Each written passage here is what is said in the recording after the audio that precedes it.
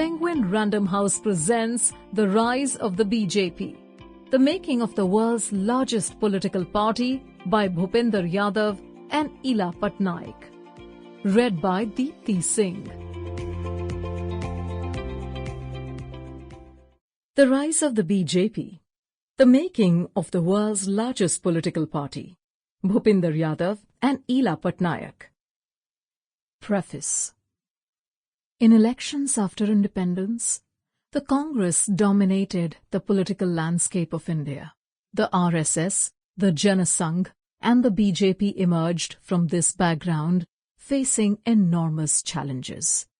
The Jana Sangh and the BJP faced a difficult situation, where their chances of winning were small, and therefore they got little support. In the Lok Sabha elections of 1984, the BJP got 8% vote share and 2 seats in parliament. A long journey started from there and has changed India's political landscape. With decisive wins in the Lok Sabha elections of 2014 and 2019, when the party came to win 37.7% votes polled and showed numerous remarkable outcomes in state elections, the BJP is now the dominant force of Indian politics. How did this happen? What was the history of this party? What were the stories along the way? What were the forces at work? Who were the people who helped bring this momentous transformation? What makes the BJP successful? What are the political strategies and the organizational design which drove this transformation? How have the two tracks of fighting elections and of making policy interacted and fed off each other? These are some of the most interesting and important questions in India today. The present authors have been fascinated with this journey, despite coming from very different perspectives. One has dedicated his life to organizational work, politics and parliament, and the other, an economist, has spent a life in academic social science. We felt that we could bring together unique knowledge and perspectives in telling this remarkable story. We have recorded it primarily for a listener who is interested in understanding politics in India. We have tried to reconstruct an interesting and insightful story. We have sifted through a vast amount of factual material, letters, resolutions and stories, and have focused on a narrative that gives the gist of what happened. There are endnotes linking the facts to sources so that curious listeners can find out more. Our attempt in the book is to sketch the essence of a long journey within a compact book, and to offer some insights along the way about what was going on and why certain things happened. Our hope is that this book will bring about a greater understanding about what the BJP stands for, how it works, and the nature of modern Indian politics. Bhupender Yadav and Ila Patnaik. 1. The Jana Sangh. India's democratic journey started along with a movement for independence. The freedom movement was not just a political fight. The journey had an overlay of cultural, spiritual and social movements. The BJP and its ideology were formed during this journey. By the early 20th century, a nationalistic awakening was igniting the political movement, which sought to end British rule in India. Alongside this, India was also going through a social churning, where questions about many social evils were springing up.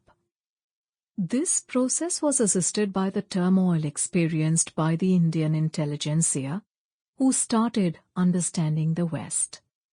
But this process was not unique to that time period.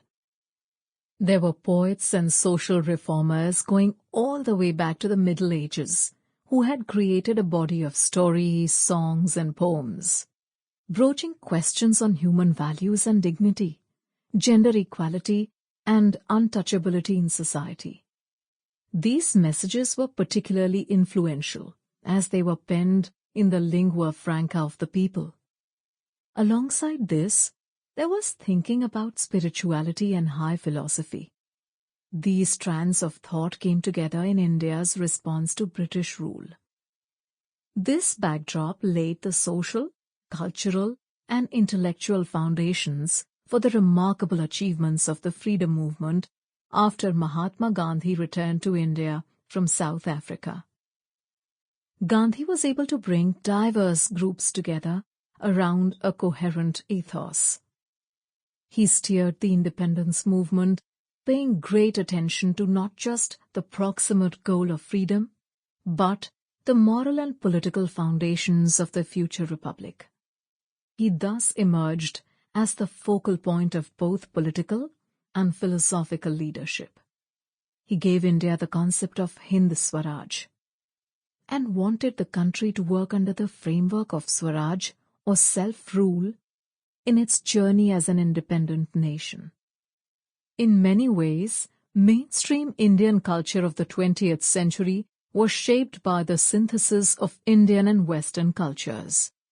Gandhi's call for Swaraj was an attempt to regain not just freedom, but also control of the self, our self-respect, self-responsibility, and capacities for self-realization from institutions of dehumanization.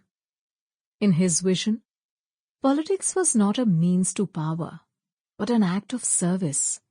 For this reason, he wanted the Congress to be disbanded after independence, believing that the party, as it existed then, had outlived its use. India's independence brought great pain for Gandhi when the country was divided along religious lines. Gandhi did not want India to be partitioned, least of all based on religion. Gandhi, however, had to give in after the Congress relented before the Muslim League's demand for partition. After independence, the Congress, having led the freedom movement, enjoyed public popularity. Political parties require large-scale institutional infrastructure, and in 1947, the only party with significant institutional capability in the country was the Congress. However, the Congress back then was not monolithic. It was not dominated by any one person or ideology. The Congress housed many different voices, such as the Congress Socialist Party, the Swaraj Party, and the Nationalist Party. In spite of differences amongst them, and with the Congress, they continued to function under the umbrella of the All India Congress Committee.